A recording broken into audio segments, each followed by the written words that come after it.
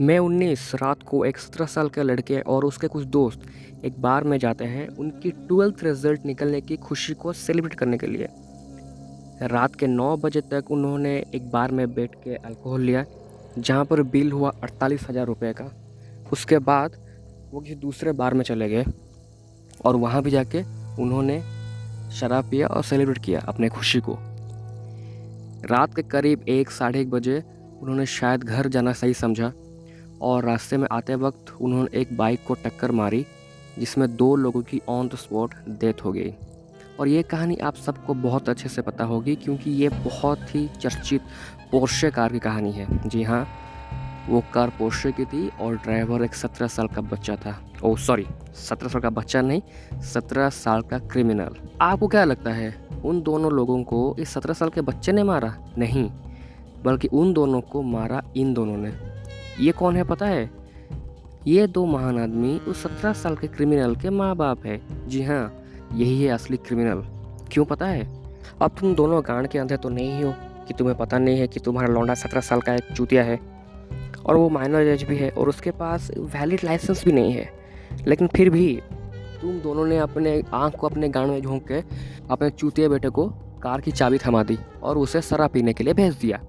Result निकलने की इतनी खुशी थी कि जैसे उनका बेटा मार्स पे बैठे एलियन के गांड मार के आया हो या फिर ब्लैक पर्ल से खजाना लुट के लाया हो। ऐसे पढ़े लिखे गवर माँ बाप से तो अच्छा है माँ बाप ही ना होना, क्योंकि ये लोग सोसाइटी के लिए बहुत ही खतरनाक चीज़ होते हैं और इन्होंने ये बात प्रूव भी कर दिया है। अगर बच्चे को कुछ संस्कार नहीं दे सकते, बच्चे को रूल्स सिखा नहीं सकते, तो अच्छा है कि बच्चा ही पैदा मत करो। अच्छा होता है कि उस रात तुम दोनों रसना पी के सो जाते, तो आज ये नालायक पैदा ना हुआ होता। तुम दोनों की वजह से दोनों फैमिली अपने बच्चे को हमेशा के लिए खो दी है। सोचा है उस बाप पर क्या बीतती होगी जिसको अपनी बेटी को डोली में विदा करना था, लेकिन तुम्हारे वजह से आज उसे अपनी बेटी का अर्थी उठाना पड़ रहा है। जिस बेटे को वो अपना सहारा समझता था, आज उसी बेटे को वो कंधा दे रहा है शमशान ले जाने के लिए। ये तो रहा एक्सीडेंट के बाद। एक्सीडेंट से पहले या फिर एक्सीडेंट के बाद क्या हुआ आपको पता है? मैं बताता हूँ। 18 मई को 12th की रिजल्ट निकलता है और उसी खुशी को सेलिब्रेट करने के लिए लड़के के दादाजी ने उसको अपना क्रेडिट कार्ड थमा देते हैं ताकि वो पार्टी का खर्चा उठा सके, और लड़के के बाप अपना पोर्शे कार थमा देता है, ये जानते हुए भी कि उसका बेटा एक 17 साल का चूतिया माइनर है। इसके बाद वो लड़का अपने दोस्तों के साथ निकल जाता है पब में पार्टी करने के लिए, जिसका नाम है कोजी बार, और वहाँ पे वो जम कर पीते हैं। कुछ ही घंटों में उसका 48,000 रुपये का बिल आ जाता है। यहाँ एक सोचने वाली बात है, एक 17 साल का लड़का कुछ ही घंटों में तकरीबन 50,000 रुपया उड़ा देता है पीने में, और वही एक 50,000 रुपया एक गवर्नमेंट एम्प्लॉय के सैलरी, एक महीने के सैलरी के बराबर होता है। इससे सोचिए, एक 17 साल का लड़का, क्या उसको पैसों की वैल्यूज होगी? नहीं। बार बंद होने के बाद वो लड़के किसी दूसरे बार में जाते हैं पीने के लिए, और वहाँ भी वो जम कर पीते हैं। रात के 2 या 2:30 बजे उन्हें लगता है कि उन्हें अब घर जाना चाहिए, तो फिर वो अपने घर के लिए रवाना होते हैं। और सोचिए, गाड़ी कौन चलाएगा? 17 साल का चूतिया क्रिमिनल। ठीक उसी वक्त 24 साल के लड़का और एक लड़की डिनर करके अपने घर को रिटर्न हो रहे थे। ठीक उसी वक्त पीछे से पोर्शे कार, जो कि एक चूतिया 17 साल का लड़का चला रहा था, 150 की स्पीड से बहुत ही बेदर्दी से उनको टक्कर मार देता है। फोटो देख के आपको पता लग ही सकता है कि टक्कर कितनी भयावह, कितनी बेदर्द होगा। आसपास के लोग तुरंत ही उन दोनों को मेडिकल लेने की कोशिश करते हैं, लेकिन उनकी मौके पर ही मौत हो जाती है। मरने वाले का नाम अनीश और अश्विनी था। दोनों IT प्रोफेशनल थे और दोनों मध्य प्रदेश से बिलोंग कर रहे थे। एक्सीडेंट होने के बाद आसपास के लोगों ने गाड़ी में से क्रिमिनल को निकल के पीटना शुरू कर दिया, जो कि इंटरनेट पे बहुत ही वायरल हुआ था। आप लोग सभी ने देखा होगा। इसके बाद पुणे पुलिस वहां पर पहुंच के कार्रवाई शुरू करती है और गाड़ी और लड़के को अपने साथ ले जाती है। और इसके बाद इस केस में इतना ट्विस्ट आता है कि मानो ये एक थ्रिलर फिल्म हो, क्योंकि कुछ रिपोर्टर्स का कहना था, जब वो एरवाड़ा पुलिस स्टेशन गए रिपोर्ट कलेक्ट करने के लिए, तो वहाँ पर उन्होंने देखा, वहाँ पर पोर्शे कार तो खड़ी थी, लेकिन एक मर्सिडीज कार भी खड़ी थी, जिसमें से एक सूट बूट पहना बंदा 7-8 बॉक्सेस पिज़्ज़ा के लेके आता है और लेके कहाँ जाता है?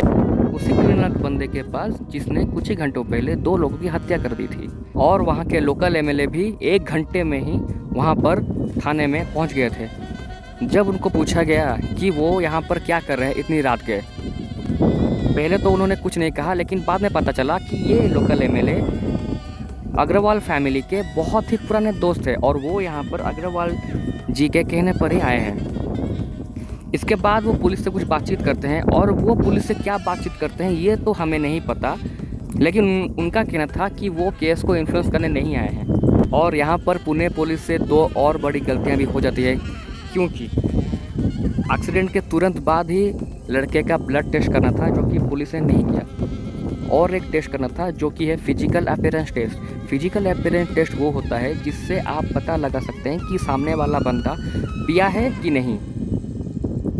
उसके हाव भाव, उसके बातचीत करने के तरीके से, उसके चाल चलन से पता लगा जाता है कि सामने वाला बंदा कितना ड्रिंक किया है। लेकिन दोनों में से कोई भी टेस्ट नहीं हुआ था पुणे पुलिस के द्वारा।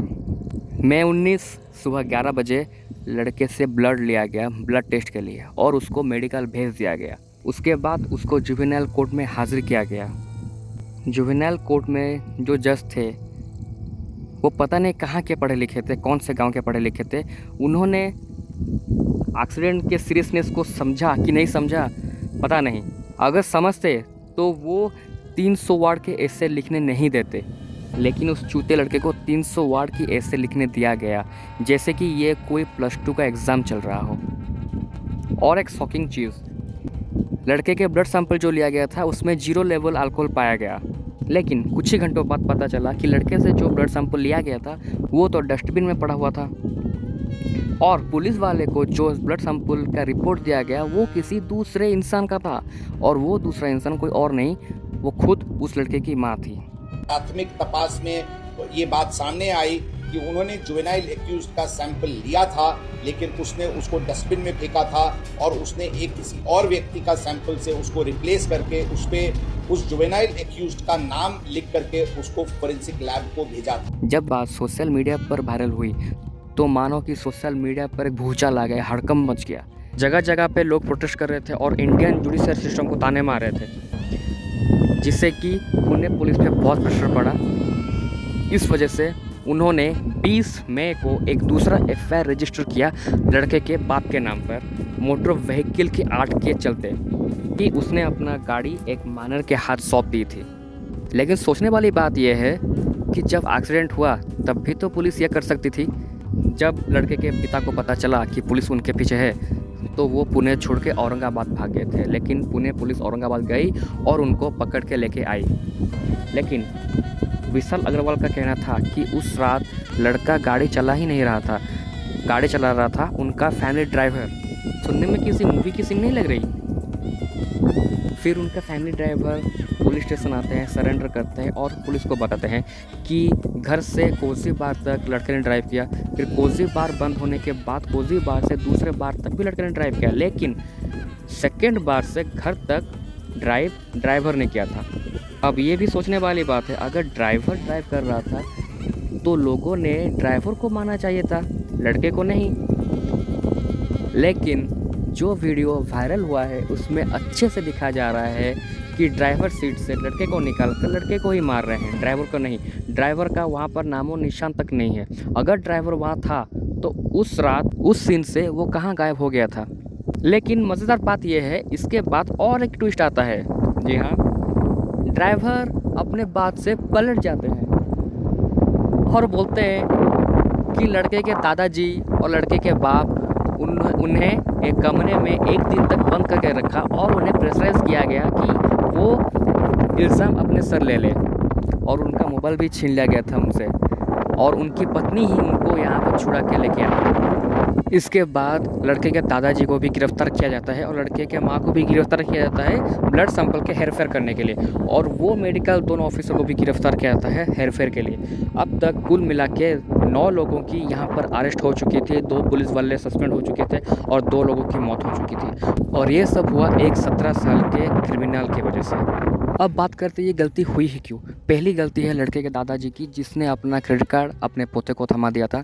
दूसरी गलती बच्चे के माँ बाप की है, जिन्होंने बच्चे को कुछ संस्कार या फिर कुछ वैल्यूज़ कुछ भी नहीं सिखाए हैं। अगर कुछ सिखाया होता तो उनको आज ये नौबत देखनी ना पड़ती और ना ही दो फैमिली अपने बच्चों को हमेशा के लिए खोती। सिर्फ पैदा कर देने को माँ बाप होना नहीं कहते। माँ बाप होने के लिए बच्चे को अच्छे से परवरिश करना पड़ता है, अच्छे से पालना पड़ता है, उसको अच्छे संस्कार देना पड़ता है, उसको वैल्यूज़ भी सिखाना पड़ता है। लेकिन इस केस में इनमें से कुछ भी नहीं हुआ था।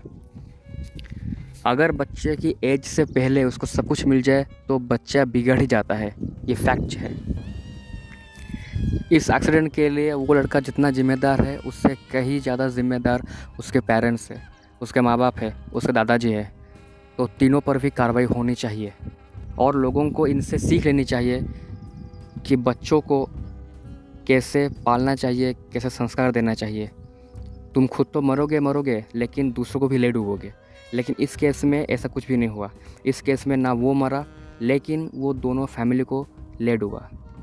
अब दोनों फैमिली ज़िंदगी भर अपने बेटे और बेटी को तड़पेंगी। उनके भरपाई कौन करेगा? एक खराब पेरेंटिंग बहुत ही डेंजरस चीज़ होती है सोसाइटी के लिए, जो कि प्रूव हो चुका है। अगर आप अपने बेटों को अच्छे संस्कार नहीं दोगे तो ये आपके साथ साथ दूसरों को भी ले डूबेगा। अब आ जाते हैं हमारे जुडिशरी सिस्टम पर। जो जज साहब ने उस बच्चे को 300 वर्ड के ऐसे लिखने दिया, एक कार्रवाई तो उन पर भी होना चाहिए। क्या उन्हें सीरियसनेस समझ नहीं आया, या फिर उन्होंने भी पैसे खाकर उसको 300 वर्ड ऐसे लिखने दिया जैसे कि ये कोई 12th की एग्ज़ाम चल रही हो? अगर ये चीज़ इंटरनेट पे वायरल ना हुआ होता तो केस तो दब ही जाता, ना किसी को कुछ पता चलता, ना ही किसी को कुछ होता। सब अपना अपना हिस्से का पैसा लेके केस को दबा देते और भुगता कौन और सफ़र कौन होता? उस बच्चे के माँ बाप जिन्होंने अपने जवान बेटे और बेटी को खोई है। अगर यही हमारे जुडिशरी सिस्टम है तो इससे अच्छा है हमारे देश में जुडिशरी सिस्टम ही ना हो। अगर इंसाफ पाने के लिए हमको सोशल मीडिया पर वायरल होने की ज़रूरत है तो क्या ज़रूरत है हमें अपने जुडिशरी सिस्टम पर? क्यों बनाया गया है ये लॉ? सिर्फ अमीरज़ादों के लिए? क्या आजकल के ज़माने में पैसा ही सब कुछ है? क्या जिसके पास पैसा है वो कुछ भी क्राइम करके निकल जाएगा और गरीब लोग, मिडिल क्लास लोग इंसाफ के लिए तरसेंगे? मान लीजिए एक ऑटो ड्राइवर ये एक्सीडेंट किया होता तो एक ही रात में उस पे इतने चार्जेस लगते आप सोच भी नहीं सकते। लेकिन यहाँ उल्टा हुआ। यहाँ एक अमीरज़ादा का लड़का था इसलिए उस पर कोई चार्जेस नहीं लगा, अनलेस ये सोशल मीडिया पर वायरल नहीं हुआ। क्या एक अमीरज़ादा अपने पैसों से सब कुछ खरीद सकता है, यहाँ तक कि लॉ को भी? अब तक तो इस केस में 9 लोग अरेस्ट हुए हैं, लेकिन कब तक उन पे कार्रवाई चलेगी, कब तक उन दो फैमिली को इंसाफ मिलेगा, ये कोई नहीं बता सकता। या फिर सब कुछ ठंडा होने के बाद ये भी दब जाएगा, ये भी किसी को कुछ नहीं पता। लेकिन let's hope for the best. Justice will be served. मिलते हैं दूसरे किसी वीडियो में दूसरे किसी टॉपिक के साथ।